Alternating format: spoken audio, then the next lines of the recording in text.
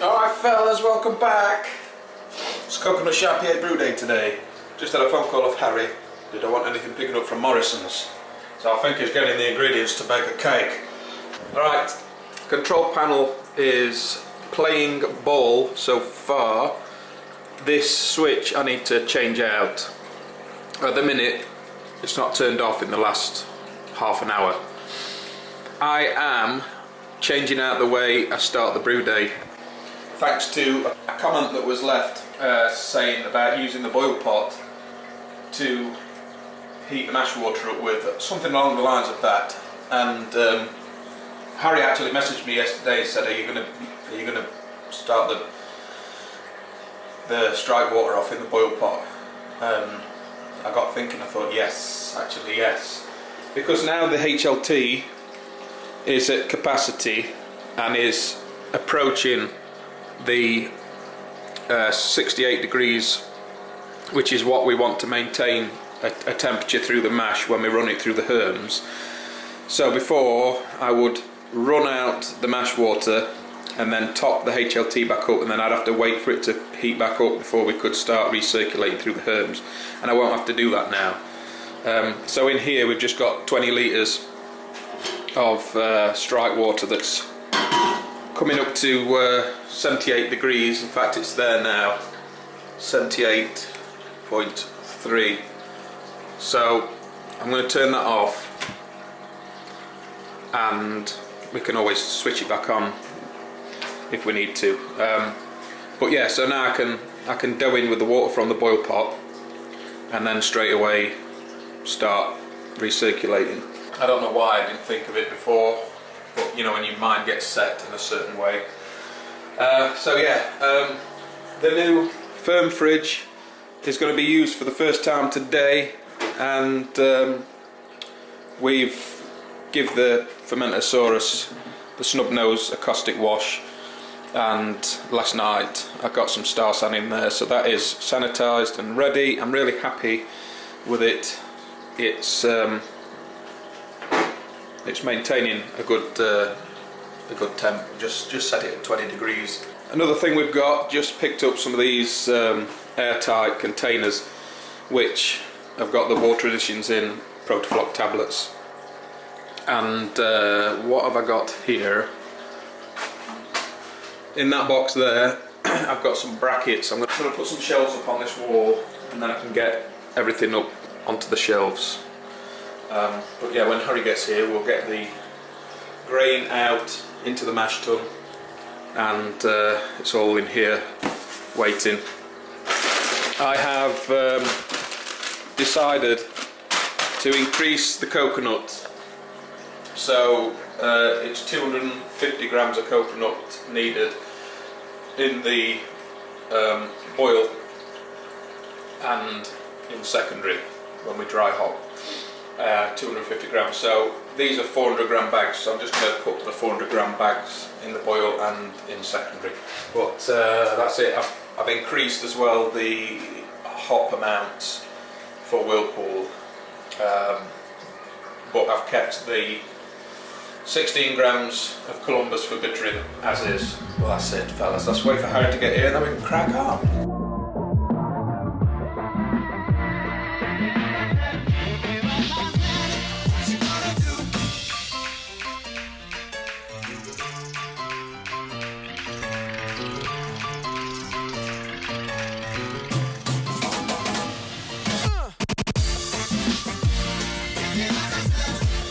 Right, so that's the water additions weighed out.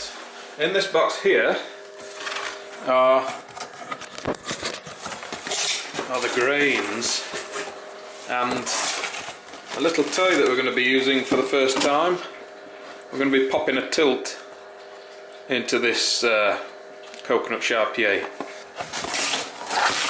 The main body of the coconut shy is 3.55 kgs of Marisota, and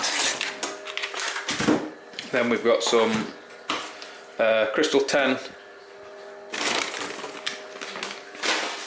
and some flaked oats. Get them weighed out. That's already weighed out, that can go straight in. But we need to weigh these out. 200 grams of oats.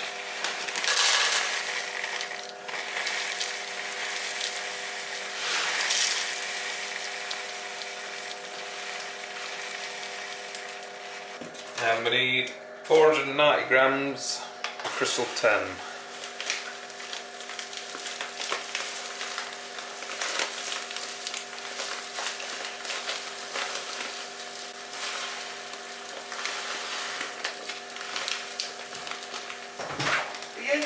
I'm in shed, mate! Look who's here! Hello. He's come and he's brought some, well, I've come to pick my tripod up, mate, so thanks for looking after it. They used to call me tripod at school. no, Yeah, they did, it's because I have really small legs. he's on antibiotics and he can't drink oat. Well, I'm going to throw caution to the wind, and I've got to try this IDO 7 to see if it's the same as ours that we did at work. But fail that, we brought back up. And we've got some alcohol-free beers just from the supermarket, but I've never seen anything like this before. So I briefly talked about it on my vlog, but I've never seen an alcohol-free milk stout before. Fair enough, like Bud Light, alcohol-free, Yeah. stuff like that. Yeah, loads. Like pooch. But yeah, they're pushing the boat out with these things, aren't they? Yeah, and you brought some others in here, haven't you? Yes. Which I Figures? which I popped in there, which we'll have a look at in a bit. I've measured out the grains. This is pre-measured. I'm going to pop this in to the mash tun.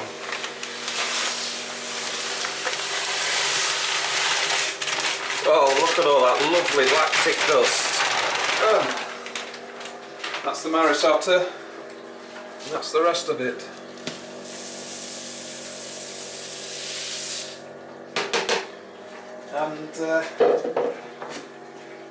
And these are the water additions. Yeah. So what we're going in for here, mate, this is chalk, which I usually turn off chalk because it doesn't really do anything.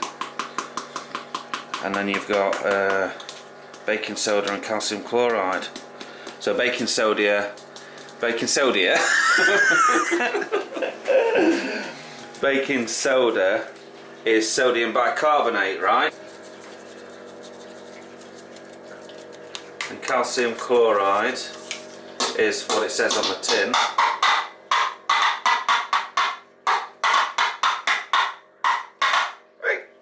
So where's, you've got no sulfates in here then? No, it didn't say for putting it in. Yeah. So this is gonna be quite soft on the palate, you might think. Well, the profile I was matching is Burton pale. Yeah, probably a little bit. It can't be because there's loads of sulfites in that one. That's what it was. Oh, maybe you've got loads of sulfites in your water already then. Let's get some water onto her. Yeah. Only time will tell. You've got your new pH meter, so we can keep an eye on that today. Yeah, right. Got a bit of lactic acid if we're out of kilter. We can chuck some of that in.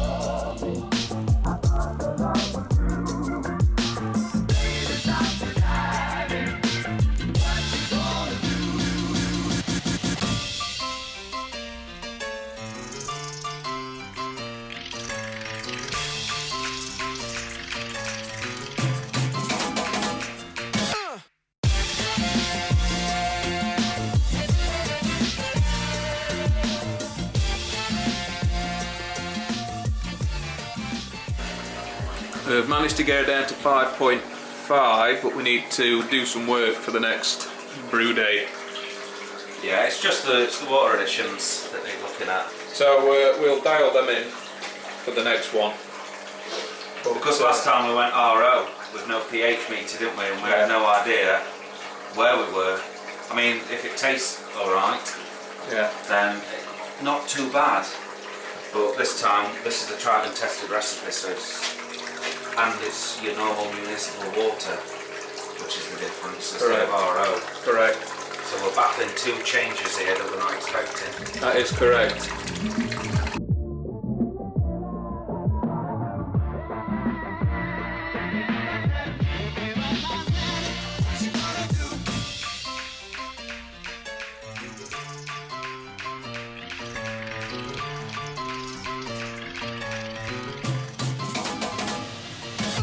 We're going to be burning ourselves short wearing.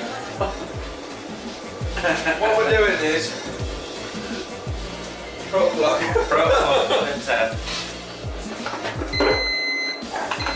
Oh, protoflock time. Imagine that. God, I knew that.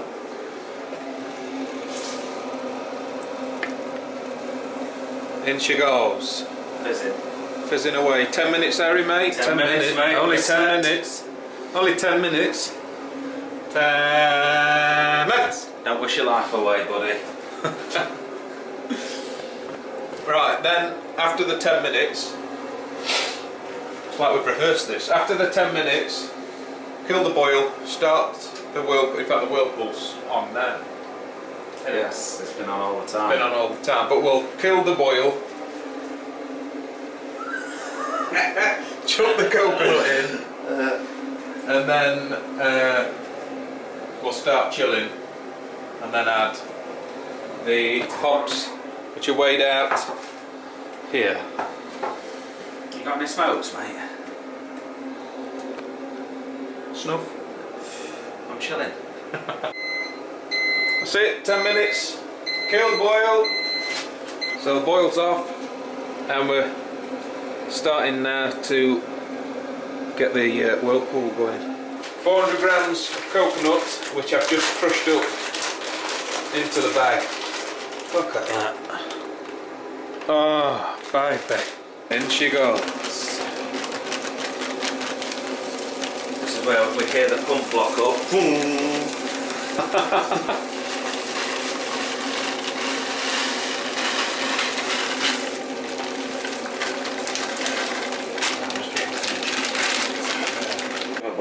Blasteroo.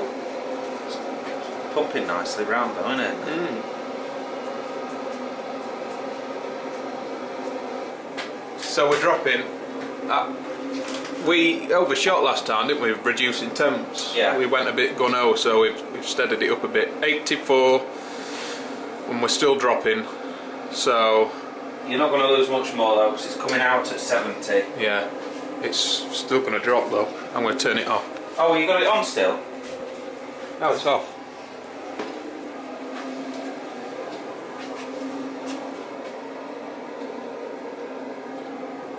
You'll not be far off.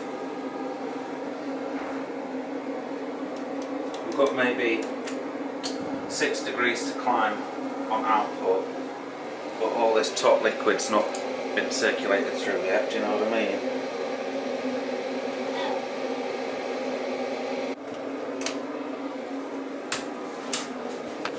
Right, top time. Saying 79.8, it's probably there, isn't it? I set a timer for 30 seconds. They're going in, mate. Yeah, whack them in. I've turned pump off. It's just that screen worked so well, I didn't think it'd make any difference. Look at that for timing. Et voila! Coq au vin. Van for me, please. Are you having the cock? Right, we're going to get her chilled down now and get her into the fermenter. I should have got all this out, but we've been talking about mushrooms. Yes. But it's time to christen the new Dison.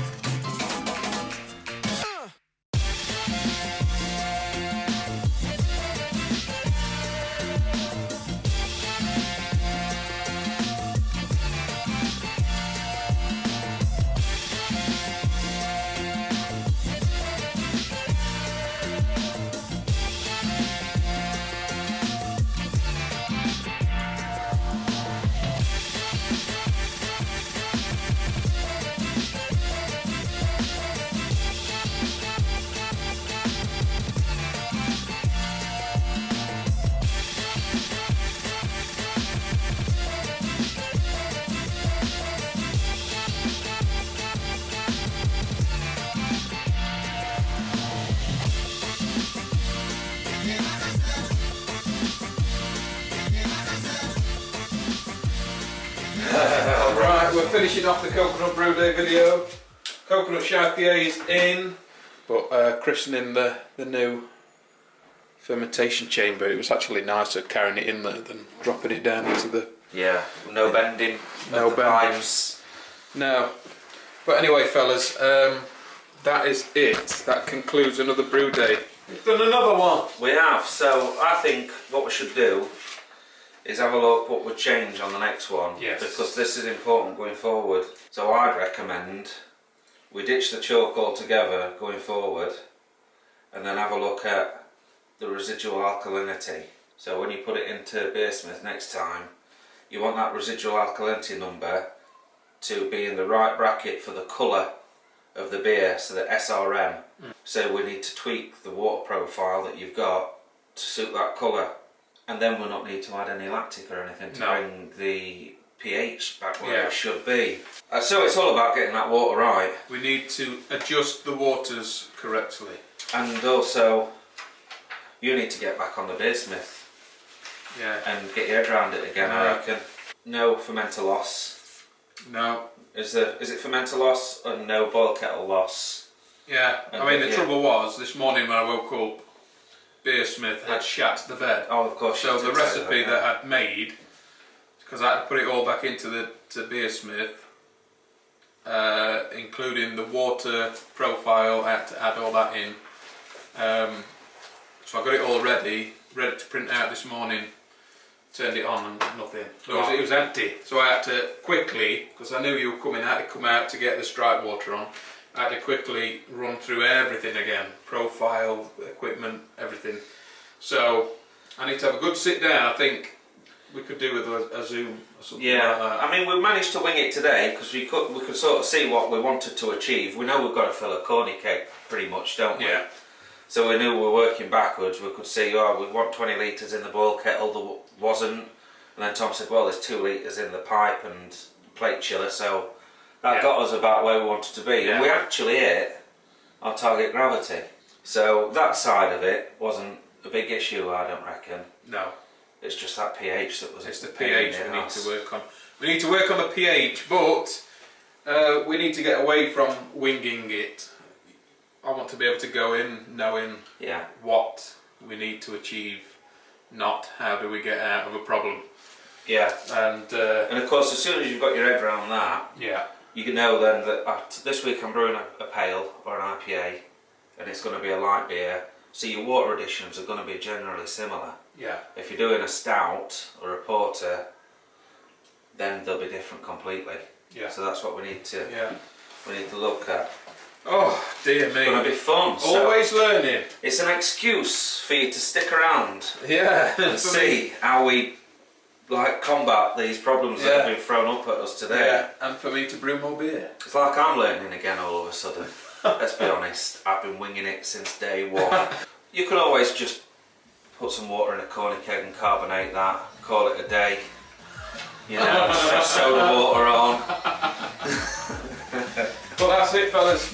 Coconut Chartier is in the new fermenter. The tilt is running and everything's...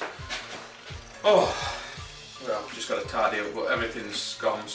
Well, I mean, the actual brew day went okay. Perfectly fine. It was just the pH dicking us over, but that's it, fellas. As always, don't forget Thomas Spinnaker's door. Don't forget to like and subscribe. Thank you very much. To say till next time, we're out of here.